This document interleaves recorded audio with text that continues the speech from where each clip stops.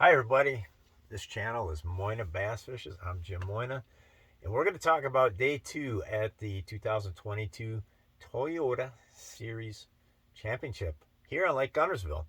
Okay, I'm eliminated. This is a 3-day tournament, only the top 10 fish on the third day, so I'm eliminated, comfortably eliminated. Comfortably meaning I didn't even come close to making the cut line. In fact, I'm like probably not too far off the very bottom of the standings on this one. Sad to say, it wasn't a good performance on my part. Just wow, just that's all I can say about that. I caught one fish today. Caught one on day one on day two.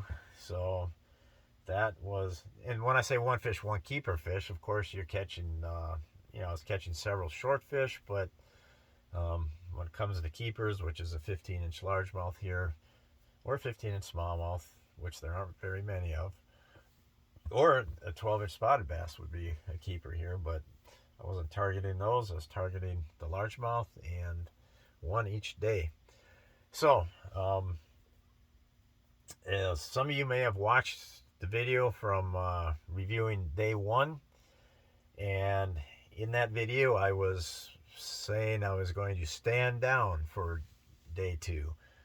And by that, basically, what that means is I'm going to try to put my coingler in the best position possible to catch the most fish. And the reason being, it was I had such a bad first day. There's no way I was going to make a check on the tournament. He was in fifth place, so um, he had everything to gain for every fish in the live well on his side.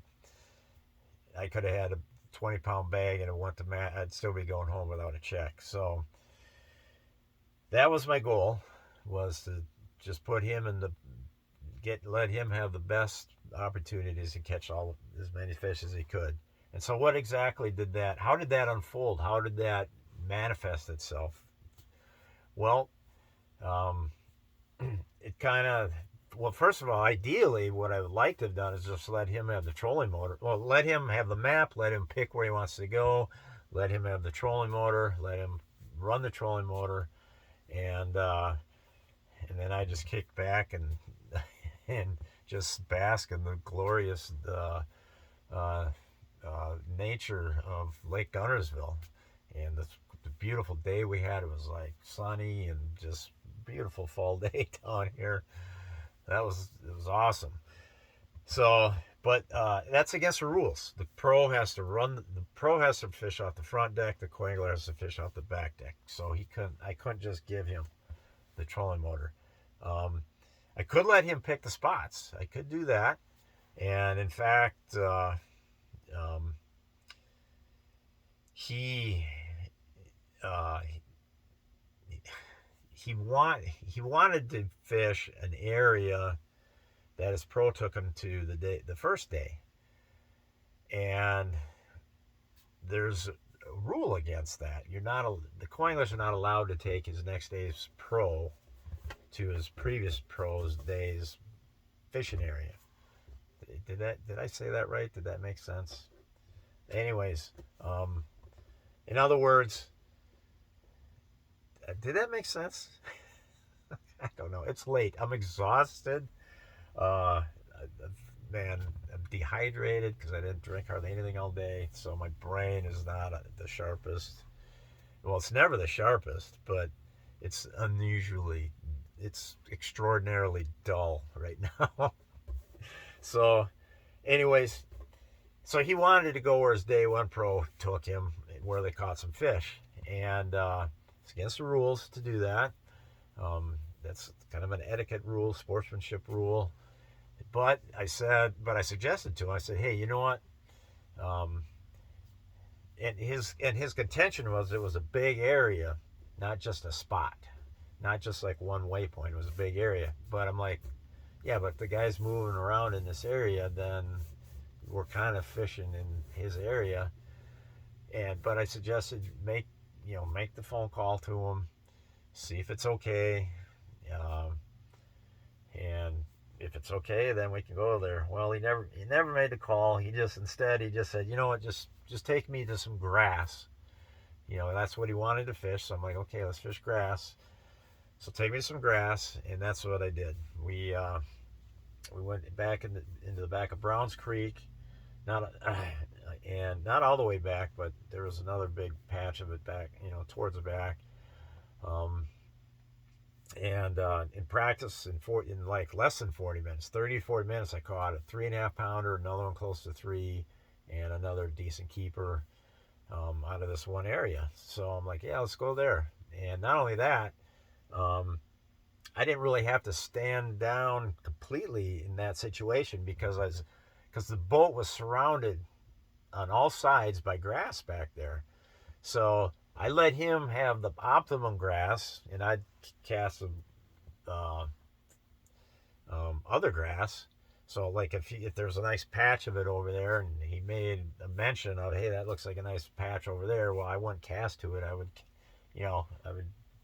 cast elsewhere and let him cast. So, but we could always cast on both sides of the boat. I'd be casting one way, he'd be casting the other side, and um, so I wasn't standing down in that sense there because I was fishing as hard as I could, trying to catch as many fish as I could. And, but it was just a cool place to fish. But well, it wasn't a cool place to fish because all we caught was one fish there, and he caught it.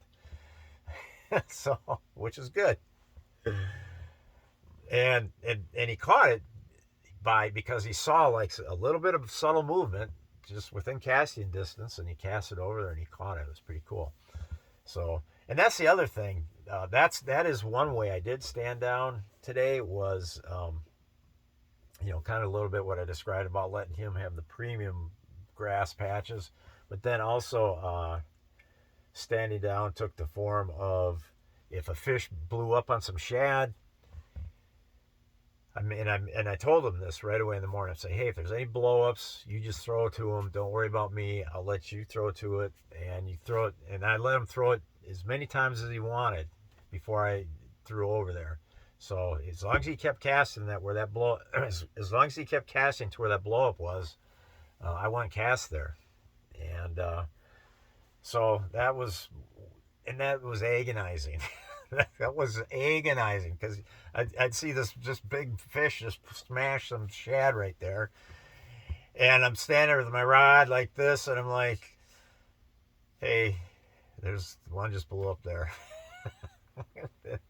and then he'd cast there. Usually he saw the same blow ups I did, but not always. There was a couple times where I'm like, "Hey, look over there! Get your bait over there," and he would. So. So that was one way. Well, how else? There's, that's just kind of how it went throughout the day. Obviously, had I figured out a hot lure, I would have gave him one. But guess what? I had my whole boat was full of cold lures, right? So, but it wasn't that. It was a matter of. Really, I didn't have us around enough fish. I mean, that grass bed we went to in the morning, it turned out to be half the day we spent, not just in that grass bed, but then it's a huge area, so I motored in and around it, inside, outside, and then I just started going down the shoreline grass for, I don't know, like a mile, and next thing you know, it's like 4 hours into the day, and he's got the one, and I got none, and he just makes a mention. He's like, they don't really seem to be around here. And as soon as he said that, I'm saying, you're right, let's get out of here. So we went to, so then I started going to some other grass areas that I ran into in practice, and he ends up catching another one.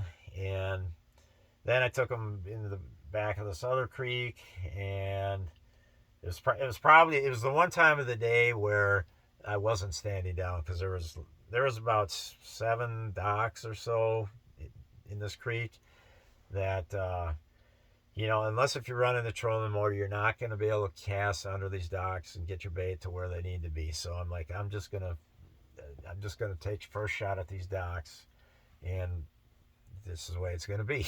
I didn't stand down in this for those 7 docks. And that is where I caught my one fish, was off one of them docks. But, you know, we got over to the sweet, I mean, this killed me too. We got over to this little area of lotus pads where I caught a 4.5 pounder in practice, and there was another nice blow up in there in practice. And yesterday when I went there, there was fish moving around and came after my frog, but those I think were smaller fish, but there was activity. And um, so I cast like the first 10 feet of it, and I had a blow up immediately. And I didn't cast back to my bluff. I said, hey, get your bait in there. So even when I had a fish miss my bait, I'd have him throw in there. And then on the rest of those lotus pads, I'm like, yeah, you just, you take your frog and you fish all that, and I'll just cast out into the middle out here. So, but it turns out we weren't around enough fish for the day. He ended up catching 2 for the day. I had the 1. So that was a bummer, because my only, that would have been a victory for me in my mind if I could have got him on the fish to put him into the top 10 for day 3. But so we didn't get there. I just wasn't around enough fish. It's because the guy could catch fish, because he caught him the first day with the partner he had, and he caught several keepers. So when I took him to my water, my places, and the conditions were almost identical between day 1 and day 2. So there was not a big change in weather or anything. So what he did to catch his fish the first day should have also caught fish again the second day, had he been around enough of them. So in my mind, the areas I was fishing just sucked. So but yeah, so that's kind of how that's the form of standing down that it took. I mean, I was casting all day, just not necessarily to the prime stuff at all times, and letting him cast all the blowups as many times as he wanted, which I don't even know if that ever paid off, man. Because the first one he caught was a fish that he saw some movement. I didn't even know about it. It's like, all of a sudden I turn around and he's reeling in a fish. And then the other one, we were in an area with occasional blow-ups, but he just happened to catch one just freewheeling it. So, but man, we threw out a lot of blow-ups, and we just got stiff-armed by the fish today. That's for sure. The big stiff arm. So, well, I don't know. I'm gonna put out a video talking about the baits I was using and some of my thoughts on the baits, and maybe some more strategic type stuff. So that video will be coming, but not tonight, because I'm done with this. I'm exhausted. I'm going to relax. I do got my camper loaded. As soon as I got back to my camper, I'll get my camper loaded. So I'll be wheeling out of here early tomorrow and hopefully get all the way back. My goal, I'm going to do one of these insane drives tomorrow.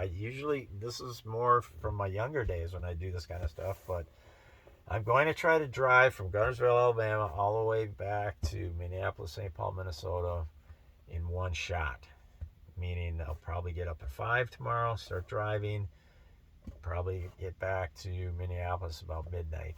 So kind of, but I'm not, if at any point I'm going to get drowsy, I'm off the road. I got this camper.